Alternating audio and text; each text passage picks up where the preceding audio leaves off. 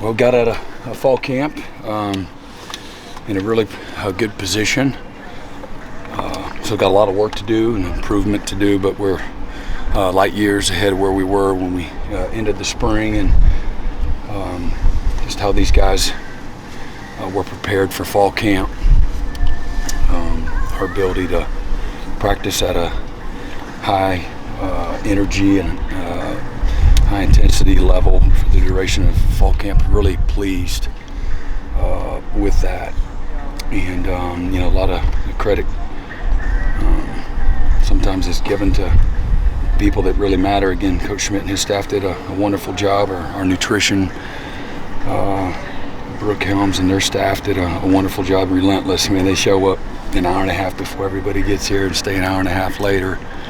And our sports science and the analytics staff keeping track of everything, and the constant ebbs and flows and trying to help us peak at the right time and protect us when needed as well. But the real credit goes to the players and all of their hard work through the summer. It's easy to see the player-run meetings and player-run practices that they did in the summertime really showed up.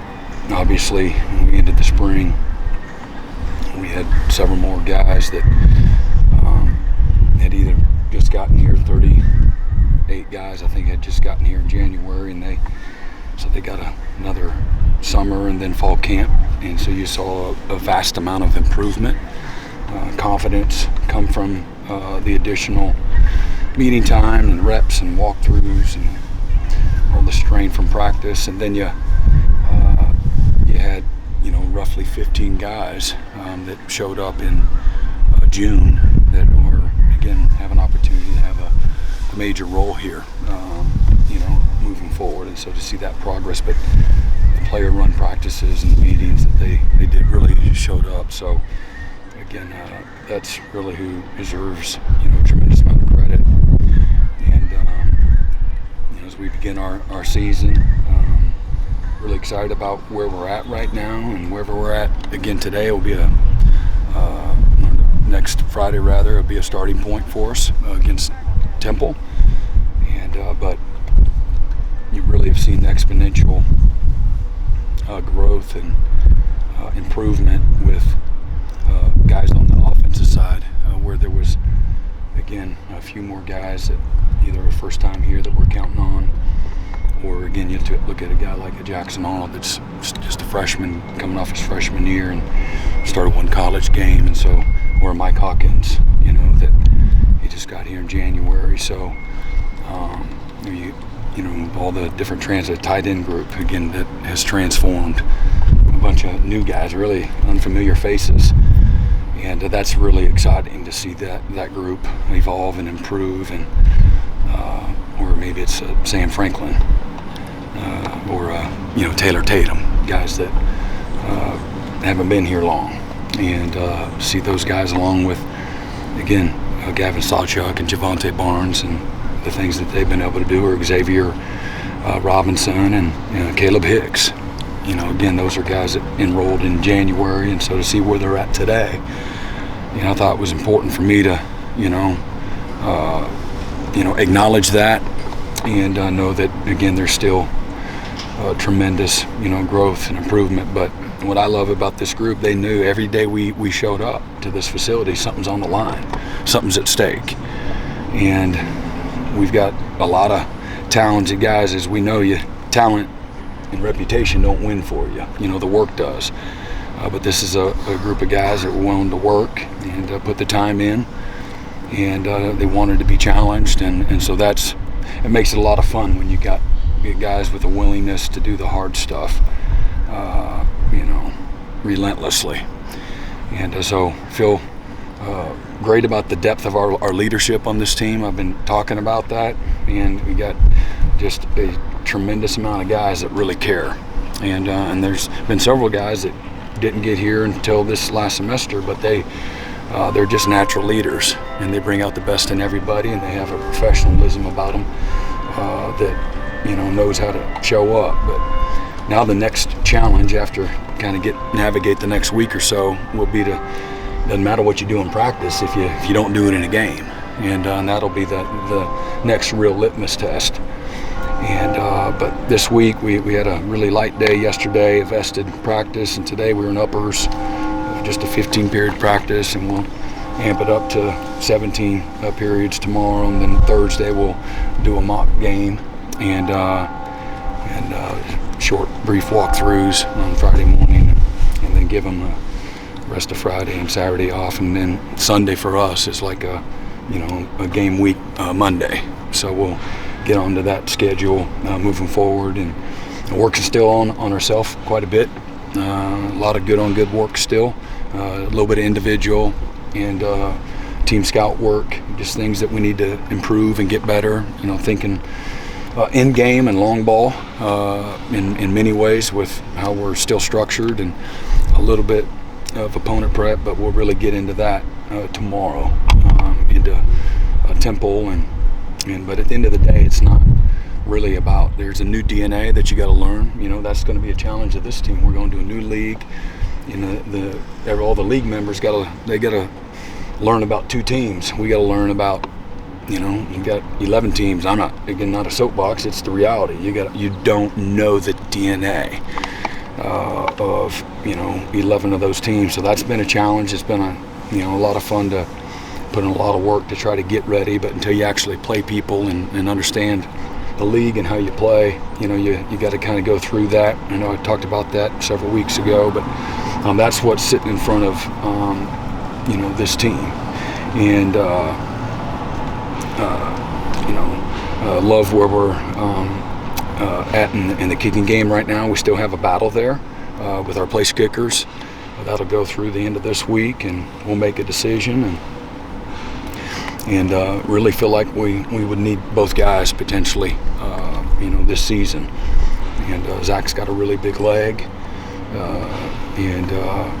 so he's really good at the kickoffs, and Elzinga's done a great job as a punter. Ashton has done a really nice job, had a great fall camp as well. Liam Evans has done some good things there again, and I really like the length and the speed, the athleticism, the explosiveness, and the playmaking of our units that we have, in special teams. We got a nice blend of offense and defensive guys, a hungry group of guys that they recognize this is an opportunity for them to be one of the 74. And so we've challenged our guys not to be comfortable, thinking about our first 3 games at home, but thinking about that 74, because that's how I look at it. Who's going to realistically be able to get on the bus, game 4 and or game 5, and so that's, like I said, that's a really exciting part about what's in front of us right now. Some things that we've been able to get accomplished. We still have a few guys that are nicked up and have some bumps and bruises, but I don't expect anybody to be out long term. I feel like everybody has a chance to be available for the first game. Have you been able to work through the injuries up front and the offensive line to get, the chemistry and all of that you would like? Yeah, has it been perfect? No, but I'm sure that if you look back at most camps, that's usually the case. And but I do like where we're at, and there has been a chance to work together in lots of different types of settings, but I feel like we're in a really good position there right now. What do you like on returns? You mentioned special teams. Yeah, I like Jalil, I like Peyton, I like Billy, I like Brennan Thompson and Sam Franklin, and like Gavin Sawchuk, Javante Barnes. Those are all guys that have worked some of the returns. On the offensive line, Brent, how have you seen Bill? Bill's done this for so many years. Mm-hmm. How have you seen him attack that position group and work those guys through? And how have you put your input on that group? Well, again, developing people. Good people, usually, guys that are accountable.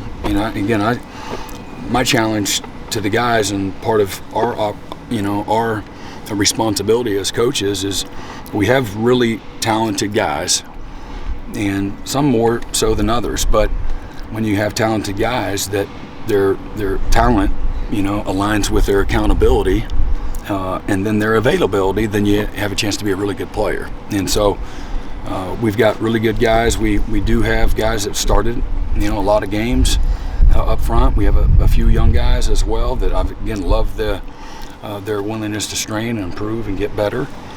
And Bill understands, the things that, he needs to focus on to help, put a group together, or, again, I'm talking not just 5, I'm talking, 8 to, 11, 12 guys. And so whether that's the development piece, the drill work, the walkthroughs, the film study, all of that stuff matters. And finding, the best combination of guys, and then all the what ifs, when it comes to keeping guys healthy, knowing what that'll look like. And again, developing the toughness and the focus of what we got to accomplish, understanding defense, understanding situations, what, again, we're trying to accomplish in different situations. Again, but I've tried to, in every area, to give the offensive players, a perspective of what the defense is thinking. And if that's, again, situational, or that's fronts, if that's techniques, if that's pressures, that's coverage, all of those things. On special teams. Do you have an idea of a 5 that you'd like to have, or is that a fluid situation even going into the first few games? Best 5. Yeah. Brent, on special teams, how much has it changed this month in what you've been used to as a coach, having an analyst that can coach special teams? Yeah, it's nice. Actually coach the guys and is going to do it on game day. Yeah, I think what's changed, that part has changed a lot. So and in the depth of your support staff, their ability to coach. And we've got guys that have either been coaches before that, weren't able to, or they're former players that can really bring a lot to individualize, be more specific, fundamentally technique, get a little bit more on the field, eyes and correction and coaching. And so, but everybody's got the same rules, so everybody should benefit from that. And I think when you talk about a coordinator, somebody that is an expertise, and he has a vision for exactly what it wants to look like, when he can be a part of that development, on the field as well as off the field. I mean, it gives you a chance to really make some improvement in the areas that you need to. But that's been a lot of fun. Doug's incredibly passionate, high energy, really smart, great teacher, inspires and motivates as good as any coach I've been around. The players have tremendous respect for him, and he's just a really effective communicator. So I expect us to improve from where we were. Brent, did you come out of camp still believing that you have the quality depth that you hope to have on defense? Yeah, and again, what I think we have more guys. Last year we had more competitive depth. I do think that we have a handful of guys from front end to back end that can play at an even higher level than what we did a year ago. Not necessarily 10 guys, but we have a handful of guys, I think that we're better. And again, several of our backups a year ago were either freshmen or sophomores. So going into their second or their third year is a big deal, from making the next jump, with their ability to play consistently, at a winning level. So, and again, we should be better on defense. Why? Well, you bring back guys. That doesn't make you better, like I said, we have a chance to be really good, in particular at some positions, and we've got a lot of work to do to be a really good defense. We got a lot of work to do to be, a dominant defense. We weren't an elite defense last year. We did some elite things. We had some things that we did really well, but that's not how you define a defense. To me, that's not the end game that you're looking for. And you want to, develop a defense that every single week, the defense is doing everything that they need to do to give us a chance to win. and that means getting the critical stop. That means being prepared for the situational piece of it. It means being physical and not letting people consistently make plays on you in the running game or the pass game. And so we got a lot of work to do, and we'll develop that identity through the course of the season. I love the group of guys that we have. They've been hungry, they've been committed, they've been willing to do the work. Now I think it has a chance to be an intelligent defense, but until you go do it, and again, you earn that through the season. And this might be the one of the toughest challenges Oklahoma, and Oklahoma defense has seen as a program. I don't know. I don't know what all the other ones are, but the challenge is going to be real for this group of guys. And will they have the willingness to show up every single week, start over, put the work in, do what it takes, do what the game requires you to do to be prepared to play at a really high level each and every week. Oh, you had a point where the defensive line in particular. How do you feel about the depth that you built there and how that fits into what you're talking about? I think it has a chance to be better, than what it was. How much? I don't know. We lost. Jonah played pretty decent last year. Isaiah Coe played pretty good last year. Lacey would have been a starter. We have one guy inside that's ever started a college game inside for us at Oklahoma on our roster. And our Mason, was banged up a year ago, and he's one of the contenders to be, the starter on the other side of Ethan. And so do you always want more? Absolutely. But I've been pleased with the progress. I've been pleased with the improvement. I'm looking forward to the challenge of the season and all the schemes that we're going to see that's going to, really, force us to, earn it and decide on, how we want, or what we want everybody to write about us. Brent, I'm sorry. Yep, Sorry. you're fine. Recent years, you've had great quarterback play at Oklahoma. Mm-hmm. But a lot of those guys, even if they were maybe a first-year starter, they were third year in college, fourth year in college. You're obviously getting ready to debut a first-year starter who's in his second year. Mm-hmm. There's some challenges that inherently come with that. Well, sure. Again, there's going to be some at time that, and anybody. This goes to anybody that has started one game and now they're the starter. So you got one game under your belt. There's going to be some moments where it looks like that. I think we'd be negligent if I didn't say that, or naive if we didn't believe that. And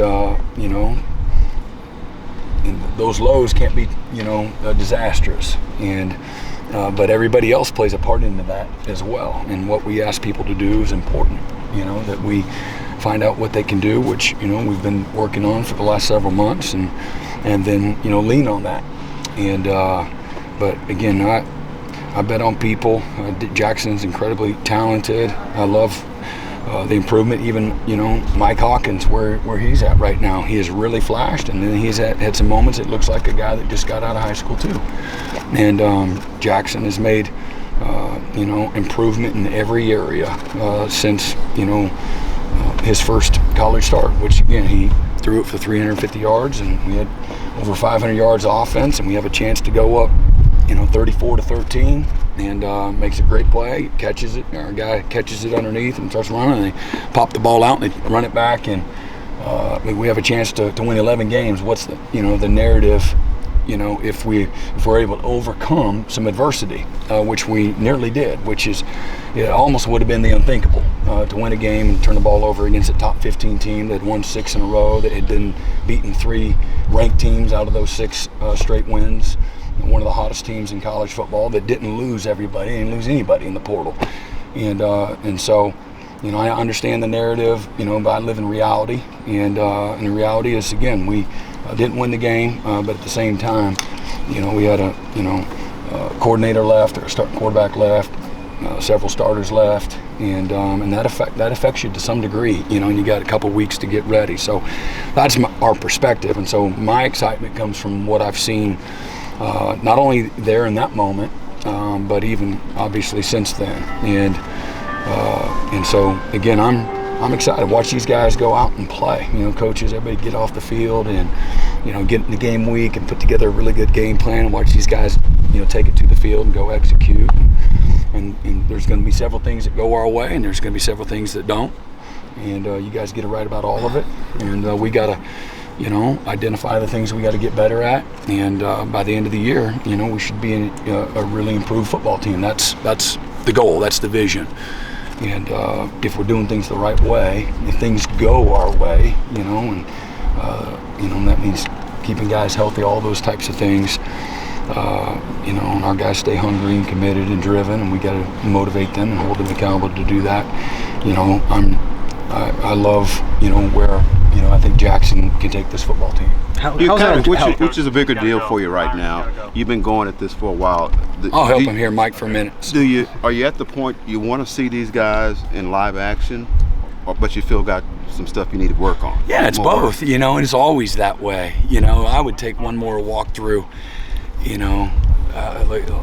last national championship game. I'd love to get one more walkthrough. If you look back at it, I'd love to work that one scheme one more time. You always feel that way. And but at the same time, you can have a lot of confidence and these guys are ready to play. And but are we ready? I mean, again, we're not to game week yet, so I would say no. But we're getting closer and closer.